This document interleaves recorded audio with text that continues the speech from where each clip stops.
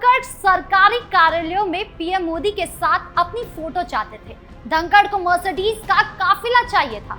धनखड़ कांग्रेस के साथ साठगांठ कर रहे थे। धनखड़ का सुप्रीम कोर्ट के जज यशवंत वर्मा के खिलाफ महाअभियोग प्रस्ताव में भी नाम जुड़ा। कई सारी बातें अब तक हो चुकी है मीडिया में, लेकिन सच्चाई क्या है? सच्चाई है कि धनखड़ विदा हो चुके हैं। हालांकि ये कहना भी सही नहीं है, बल्कि उनके लिए ये कहना सही है कि धनखड़ की विदाई कर दी गई है। तो अब सवाल उठता है कि धनखड़ तो गए, अब आगे क्या होगा? क्या धनखड़ खुलकर मोदी के खिलाफ खड़े होंगे? और इससे जुड़ा अगला सवाल कि अगर वो खड़े होते हैं तो क्या वो विपक्ष के लिए एक बड़ा चेहरा बन पाएंगे? इस पर संदेह है, क्योंकि अभी तक उनका व्यक्तिगत आम जनता से जुड़ा नहीं रहा है। वो तो ना तो जनता के बीच बहुत लोकप्रिय है, ना ही उन्होंने कभी ऐसे किसी आंदोलन की अगुवाई की है जिससे विपक्ष उन्हें सहजता से स्वीकार कर ले। दूसरी बात, उनकी उम्र।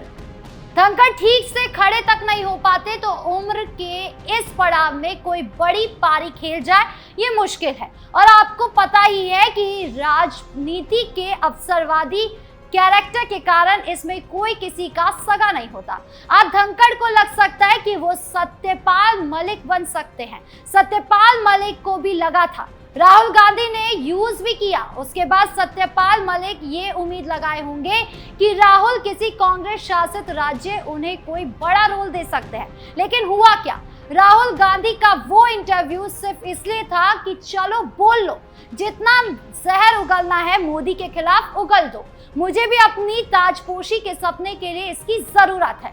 मलिक ने जहर उगला भी, राहुल ने भी उन्हें यूज किया, दोनों एक दूसरे को यूज किए। बाद में सत्यपाल मलिक वेंटिलेटर पर बड़बड़ाते दिखे, लेकिन मोदी का बाल भी बांका नहीं हुआ, बल्कि उल्टे मोदी ने ऑपरेशन सिंदूर के रास्ते पाकिस्तान में घुस घुस के मारा।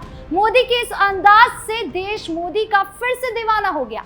अमेरिका और सत्यपाल मलिक घायल हो गए। सत्यपाल मलिक वेंटिलेटर पर पहुंच गए। ओवरऑल मैं ये कहना चाहती हूँ कि आप अब सत्यपाल मलिक का मामला ठीक से समझ गए तो धनखड़ का अंदाजा लगा सकते हैं कि उनका अब क्या होगा।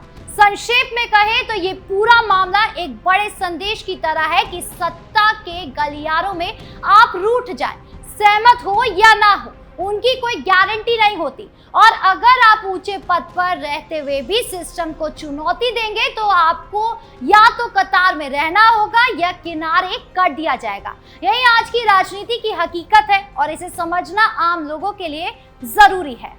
धनखड़ ने कुछ ऐसा कहा या किया जो शायद सत्ता को पसंद नहीं आया, लेकिन बात सिर्फ इतनी नहीं है कि उन्होंने कुछ हटकर बोल दिया या फिर वो बोल दिया जो मोदी को पसंद नहीं आया और उनका इस्तीफा ले लिया गया। असली बात यह है कि वो सत्ता में बैठे उन लोगों को चुनौती देने लगे थे, सरकार के उस ढांचे को चुनौती देने लगे थे जिसे प्रधानमंत्री नरेंद्र मोदी ने अपने नेतृत्व में बेहद सख्ती से बनाया था। यही वजह है कि उनकी बात का जवाब भी उतनी ही सख्ती से आया। इससे एक बात बिल्कुल साफ हो गई है कि मोदी जी सत्ता में साझेदारी नहीं करते, वो अकेले लीड करते हैं। अब सवाल यह है कि क्या उपराष्ट्रपति जैसे बड़े पद पर बैठने के बावजूद कोई व्यक्ति अपनी पुरानी राजनीतिक पहचान को आगे रख सकता है? इसका जवाब भारतीय लोकतंत्र में बिल्कुल साफ है कि किसी कीमत पर यह संभव नहीं है।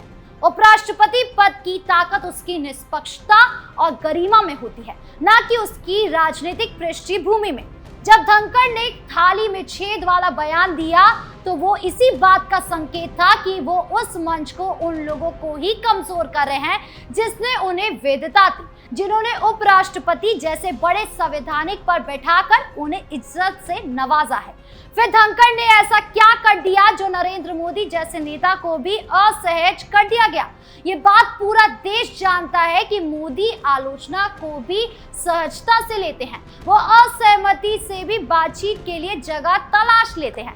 अगर उन्होंने जगदीप धनखड़ जैसे वफादार, मुखर और पूरी तरह समर्पित नेता को इतनी बेरुखी से किनारे कर दिया तो मामला यकीनन मामूली नहीं हो सकता। धनखड़ बीते कुछ वर्षों से बीजेपी के लिए ऐसे नेता के रूप में उभरे जो पार्टी की नीतियों को पूरी तरह से साथ खड़े दिखे थे। उन्होंने जेएनयू विवाद को या किसान आंदोलन, प्रेस की आजादी का मुद्दा हो या विपक्ष की आलोचना, हर जगह सरकार का पक्ष मजबूती से रखा। वो सिर्फ उपराष्ट्रपति नहीं दिखना चाहते थे, बल्कि सत्ता के केंद्र में भी अपनी जगह बनाना चाहते थे। यही बात उनकी शैली में झलकने लगी। इंडिया टुडे की एक रिपोर्ट के अनुसार उन्होंने सरकारी कार्यालयों में अपनी तस्वीरें प्रधानमंत्री और राष्ट्रपति की तरह लगाने की इच्छा जताई। उन्होंने मर्सिडीज जैसी लग्जरी गाड़ियों की फ्लीट भी मांग ली थी। इन बातों से ये साफ होने लगा कि वो अपनी भूमिका को सिर्फ गरिमा तक सीमित नहीं रखना चाहते, बल्कि उसे और बड़ा बनाना चाहते हैं, और यही से संतुलन बिगड़ने लगा। संवैधानिक पदों पर बैठे लोगों से अपेक्षा की जाती है कि वो दिखावा ना करे, लाइफ को बैलेंस तरीके से लेकर चले, लेकिन धनखड़ शायद ये रेखा पार कर गए। सवाल उठता है कि क्या सिर्फ इतनी बातों पर किसी को हटाया जा सकता है? शायद नहीं, पर असली इशारा मोदी के व्यवहार में दिखता है। पीएम मोदी ने इस पूरे मामले को एक बेहद औपचारिक और बेमन से ट्वीट कर से निपटा दिया। ना कोई धन्यवाद, ना कोई तारीफ, ना कोई व्यक्तिगत भावना। मोदी ऐसे नहीं करते। वो हर पुराने सहयोगी को विदा करते हुए सम्मानजनक शब्दों का इस्तेमाल करते हैं, लेकिन इस बार ऐसा कुछ नहीं हुआ। यही बदलाव सबसे बड़ा संकेत बनता है। उधर खुद धनखड़ भी पूरी तरह चुप है। ना कोई प्रेस स्टेटमेंट, ना कोई इंटरव्यू, ना ही कोई सफाई। बीजेपी भी पूरी तरह खामोश है, ना समर्थन, ना खंडन, और यही चुप्पी सबसे बड़ा शोर बनती जा रही है। इस चुप्पी से एक गहरी आशंका जन्म लेती है। कहीं ऐसा तो नहीं कि धनखड़ ने कोई ऐसी बात या हरकत की हो जो सिर्फ राजनीतिक मर्यादा को नहीं, बल्कि आंतरिक भरोसे और संस्था की गरिमा को भी तोड़ती हो। कुछ रिपोर्ट्स कहती है कि उन्होंने सुप्रीम कोर्ट के जज यशवंत वर्मा के खिलाफ महाअभियोग प्रस्ताव को लेकर विपक्ष के संपर्क में आने की कोशिश की थी। अगर ऐसा हुआ तो ये दोहरी निष्ठा जैसे गंभीर मामला बन जाता, और बीजेपी जैसी हाई कमांड आधिकारिक पार्टी के लिए ये बिल्कुल असहनीय होता है। धनखड़ ने सत्ता के बेहद करीब पहुंचने की कोशिश की, शायद जरूरत से ज्यादा करीब, लेकिन वो एक सीमा लांघ बैठे।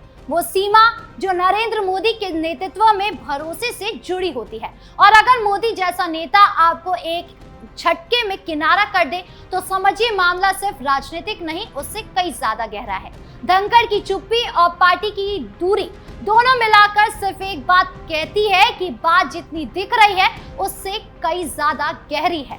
बीजेपी की सबसे बड़ी ताकत उसकी विचारधारा है, और यही उसका अनुशासन है। चाहे आप कितनी भी ऊंची हैसियत में हो, अगर आपने लाइन क्रॉस की तो आपको जगह नहीं मिलेगी। धनखड़ इसका उदाहरण है। वही कांग्रेस में असहमति को अक्सर लोकतांत्रिक सहिष्णुता कहा जाता है, लेकिन इसका दूसरा पहलू यह है कि पार्टी के भीतर ना कोई स्पष्ट लाइन होती है, ना नेतृत्व का स्पष्ट चेहरा।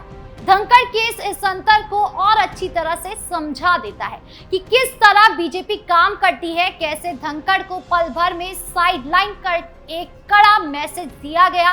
पार्टी के अंदर भी और पार्टी के बाहर भी सब कुछ कंट्रोल्ड हो गया। लेकिन वही कांग्रेस में देख लीजिए, कोई पूरब चल देता है तो कोई पश्चिम, कोई राजस्थान में दो गुटों में बंट जाता है तो कोई छत्तीसगढ़ और दक्षिण भारत में धमकियाता है राहुल गांधी को। मतलब उसकी ढीली पकड़ और असमंजस की क्या करना चाहिए क्या नहीं, ये पार्टी की सबसे बड़ी समस्या है। तो कुल मिलाकर देखा जाए तो भारतीय जनता पार्टी यानी बीजेपी की सबसे बड़ी ताकत है उसका अनुशासन। मतलब चाहे कोई कितना भी बड़ा नेता हो, अगर पार्टी लाइन से हटकर बोलेगा तो उसे रोका जाएगा। और अब तो कुछ कहने सुनने वाली बात ही रही नहीं। आपने देख लिया कि जगदीप धनखड़ का ताजा उदाहरण, उन्होंने हाल ही में कुछ ऐसे बयान दिए जो सीधे सीधे पार्टी की सोच के खिलाफ लगे। बीजेपी ने भी बिना देर किए अपने तरीके से जवाब दे दिया। मोदी की राजनीति का एक खास तरीका है, वो सिर्फ रिएक्शन नहीं देते, तुरंत एक्शन भी लेते हैं। अगर विपक्ष को ये लगता है कि संवैधानिक पदों का सहारा लेकर बीजेपी को भीतर से कमजोर किया जा सकता है, तो मोदी का तरीका यही है कि ऐसे किसी भी कदम का तुरंत और सीधा जवाब दिया जाए। इसका एक उदाहरण महाभारत से भी लिया जा सकता है। जैसे अर्जुन और कृष्ण के बीच संवाद होता है, जहां धर्म और कर्तव्य को सर्वोपरि माना जाता है। ठीक वैसे ही मोदी की राजनीति में भी नीति के साथ साथ सही समय पर सही फैसला सबसे जरूरी माना जाता है। अब सवाल ये उठता है कि धनखड़ इस स्थिति में आए कैसे। हो सकता है कि विपक्ष ने उन्हें ये कहकर आपको यहाँ ज्यादा आजादी मिलेगी, या फिर उन्हें खुद से ही चुल मची और उन्होंने ही ये सोचा कि वो एक नई नैतिक आवाज बन सकते हैं जो सरकार के खिलाफ बोल सके। लेकिन मोदी ने इस कोशिश को बिल्कुल नहीं चलने दिया और सीधे इशारों में बता दिया कि पार्टी लाइन से हटोगे तो बाहर हो जाओगे। गठबंधन वाली सरकारों में अक्सर देखा गया है कि कई बार नेतृत्व बढ़ जाता है, लेकिन बीजेपी ने ऐसा बिल्कुल नहीं है। ये घटना एक बार फिर साबित करती है कि पार्टी में सिर्फ एक ही कमांड है और वो है प्रधानमंत्री नरेंद्र मोदी। अगर कोई दूसरा अपना पावर सेंटर बनाने की कोशिश करता है तो उसे तुरंत रोक दिया जाता है और धनखड़ के मामले में भी यही किया गया, अन्यथा देर हो जाती। तो ये पूरा मामला सिर्फ धनखड़ का नहीं, ये एक बड़ा संकेत है कि आज की राजनीति में, खासकर बीजेपी में, कोई भी अगर पार्टी के सिद्धांत से अलग जाएगा तो उसके लिए जगह नहीं होती। और विपक्ष को भी ये समझ लेना चाहिए कि अब सत्ता में सेंधमारी इतनी आसानी से नहीं होती है। साल 2029 के चुनाव अभी दूर हैं, लेकिन इस घटना से मोदी ने जो सख्त संदेश दिया है वो आगे की राजनीति की दिशा तय कर सकता है। आपके इस पूरे मामले को लेकर क्या राय है, कमेंट बॉक्स में जरूर बताएं। नमस्कार।